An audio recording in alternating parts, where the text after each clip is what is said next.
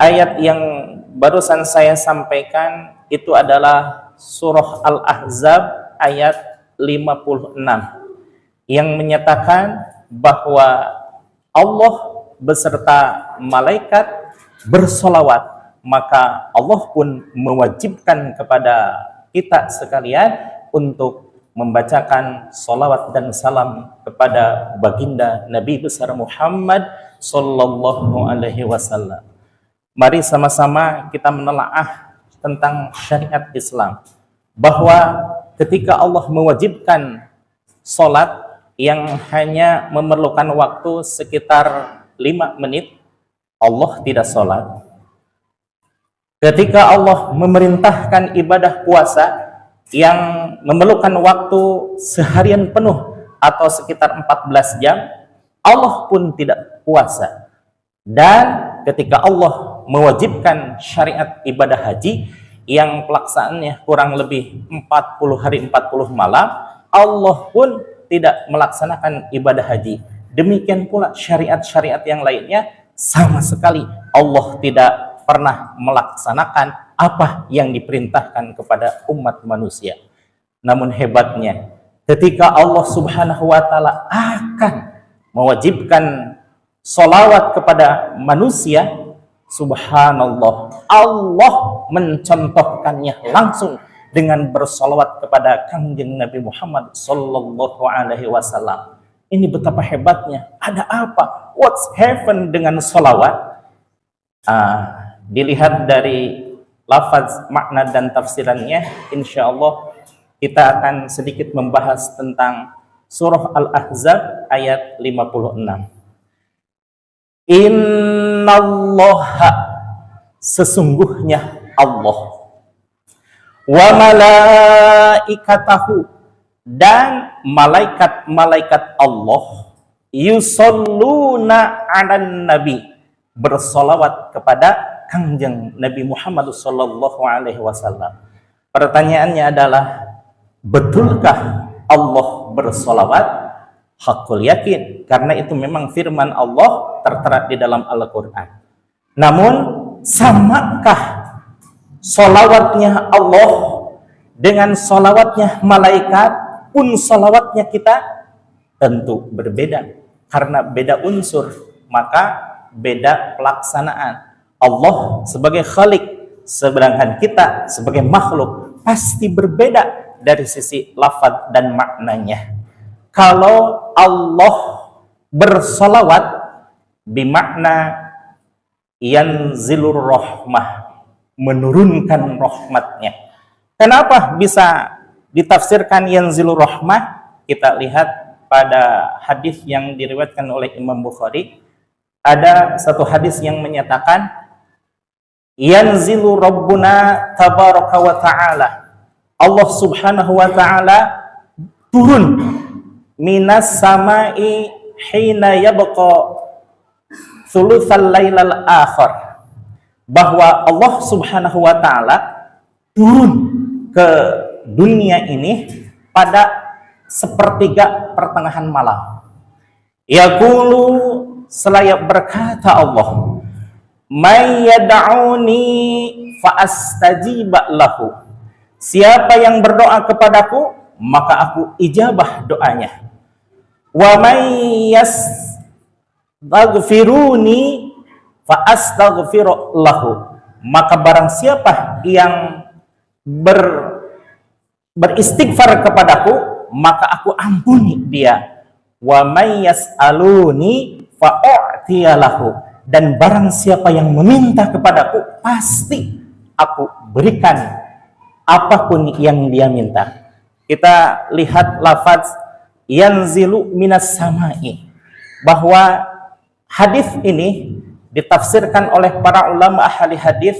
Salah satunya adalah Imam Baydawi dari kalangan ulama ahlus sunnah wal jamaah, yang tertera di dalam kitab Fathul Bari juz ke-3 halaman 31, bahwa yang dimaksud dengan yanzilu minas samai fal muradu bihi, adapun yang dimaksud dengan turun ke langit bumi ini adalah nuru rahmatihi, cahaya rahmatnya. Jadi kalau ada teks hadis yang menyatakan bahwa Allah turun ke langit dunia ini, itu harus ditafsirkan. Kenapa? Bahwa tidak mungkin Allah turun secara fisik. Kalau Allah turun secara fisik di Cilengsi, bagaimana dengan yang di Amerika? Kalau Allah turun di Amerika, bagaimana dengan yang di Afrika? Maka tidak mungkin. Allah berbeda dengan makhluknya. Kita makhluk turun, ya turun dengan jasad dan ruh.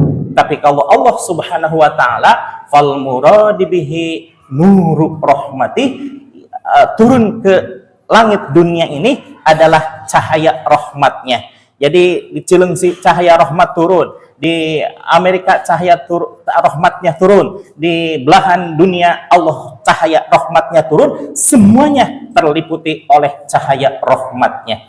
Demikian pula dengan ayat innallaha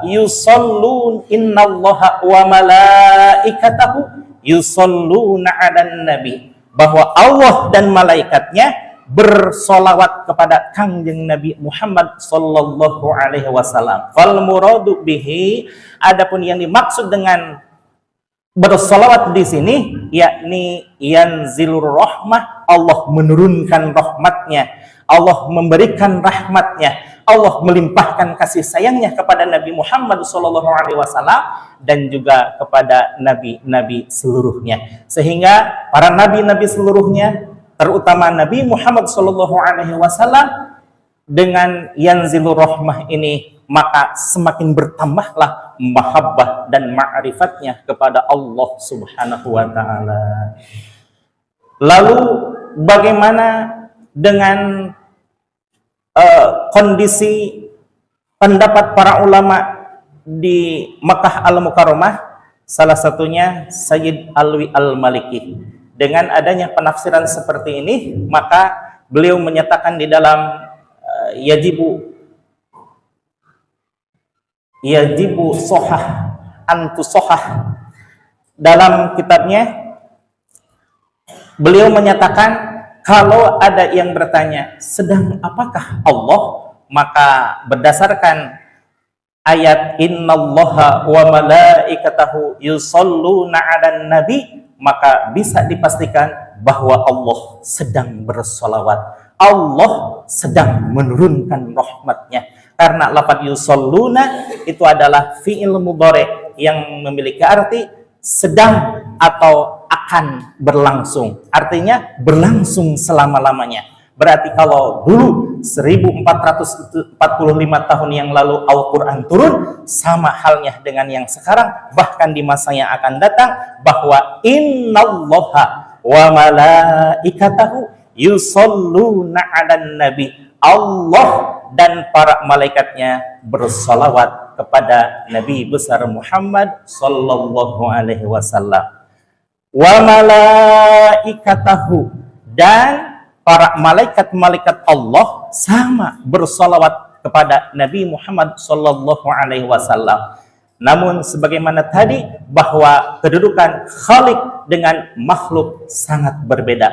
Allah sebagai Khalik dan malaikat sebagai makhluk, maka malaikat dalam hal bersalawat pun pasti berbeda dengan salawatnya Allah Subhanahu wa taala. Kalau tadi Allah bermakna yanzilur rahmah, maka malaikat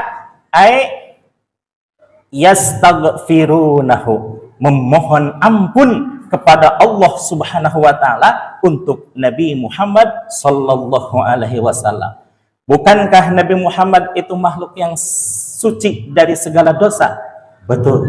Bahkan di dalam hadis riwayat Imam Bukhari, Rasul dinyatakan bahwa la astaghfirullaha wa atubu ilaih aktsaru min sab'ina marah. Saya beristighfar dan bertaubat kepada Allah Subhanahu wa taala dalam sehari semalam lebih dari 70 kali.